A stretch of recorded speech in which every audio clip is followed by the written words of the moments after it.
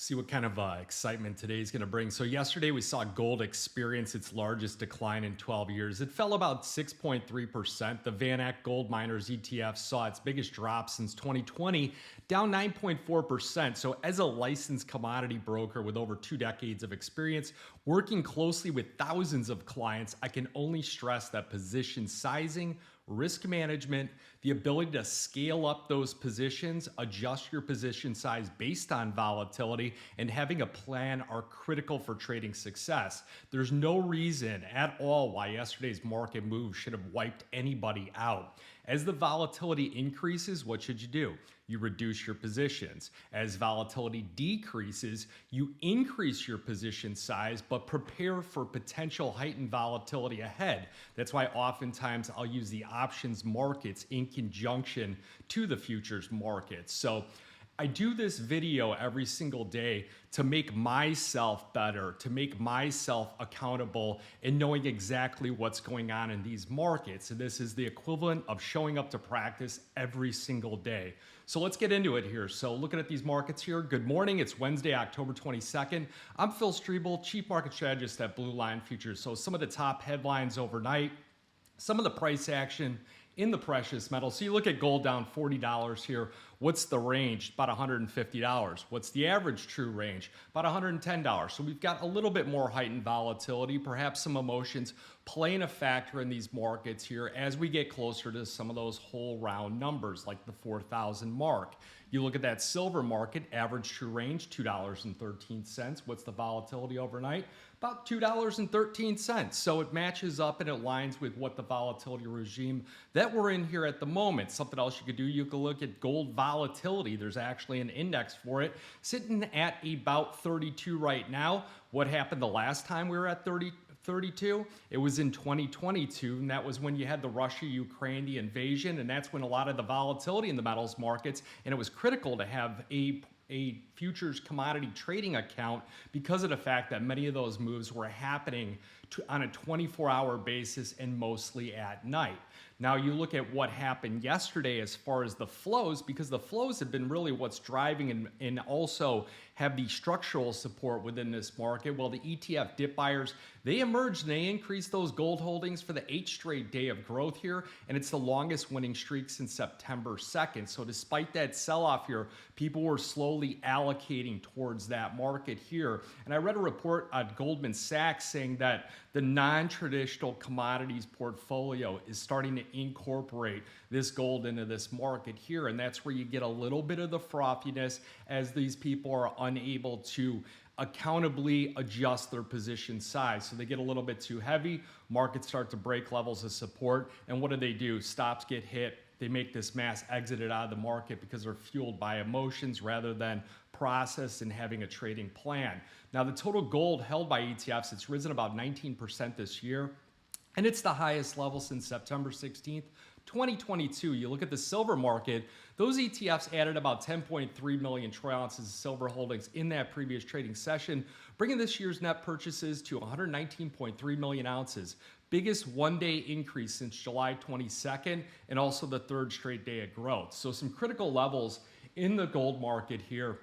And we're gonna switch here from this upward trajectory like this to more of a consolidation type phase is what we're seeing here. So switching that trend, consolidation, should be healthy for some of these metals markets here as it gets the ability to build a base. Now, where's that support here? Really that 4,000, but don't anchor yourself around hold numbers here, really either side of 4,000.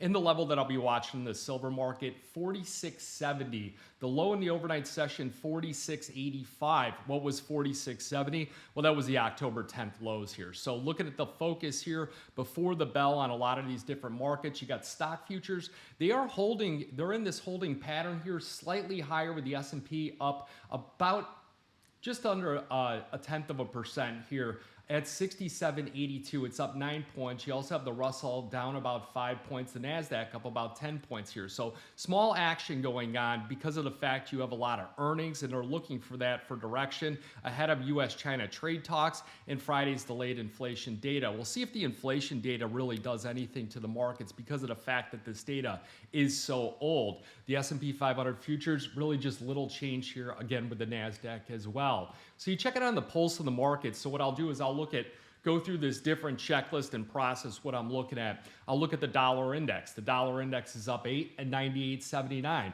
Now what's going on in the dollar? Well, the dollar trading has been unusually subdued, with the Bloomberg dollar spot index remaining within one standard deviation of its average for about 80% of the time over the last 60 trading days, which means that there's just no volatility in the currency markets right now. It's just minimal volatility. So we'll see if anything can trigger that. And what could trigger that? Economic data coming out, inflation data could get that going. So we just know that going forward. So now we can adjust our position size and think about that and how it'll impact the market. We look at 10-year treasury yields. Well, they're easing about 1 basis point to 3.95, and the 30-year sank to its lowest on Tuesday in about 6 months here. So looking at the November VIX, what's going on in the U.S. equity markets? A lot of people were calling for tops on that. We went from 29 VIX back down below 20 within 2 trading days here, and the S&P 500 was near its all-time high and is pushing back on up. It looks like it's going to make new all-time highs. So the VIX is up 19 at 1905. That's the November futures that I track as a futures broker here, and we're below the key level of 20. You go over to Europe and Asia. I always like to see how they're setting up here. Well, European stocks, they fell. Asian stocks, they stalled as tech investors locked in some of those gains. The MSCI Asia Pacific Index, it dropped as much as 0.6% before pairing some of those losses. We see in the earnings front here, because that's a big driver of these markets, 85 of the S&P 500 companies that have reported so far, 85% of them have beat analyst forecasts and less than 14% have mixed. You got Netflix shares, they're down in the pre-market trading after a tax dispute with Brazil cutting those earnings. You got Texas Instrument trading a little bit lower here on some lackluster growth. You got AT&T, Boston Scientific, Hilton Worldwide, and Moody's. They're due to give those reports here before the bell. We just saw AT&T here release. We'll have earnings from Alcoa. I'll be watching that closely. IBM, another one I'll be watching. Las Vegas Sands, Southwest Airlines, and finally Tesla. Now Tesla, the EV maker, is expected to post a 25% drop in quarterly profits, but traders, they really don't care because the shares have more than doubled the past year on these AI hopes. They're really going into robotics and other different types of technology.